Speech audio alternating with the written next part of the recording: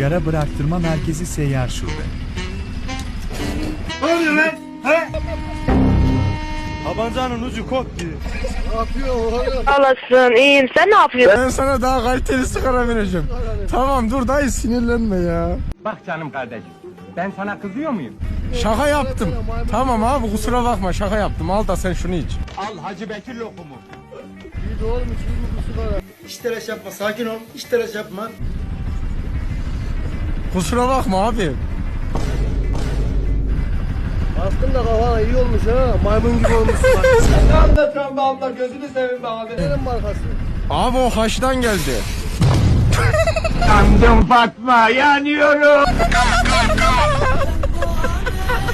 Niye patlattın ulan? Konuşsana ulan, niye patlattın?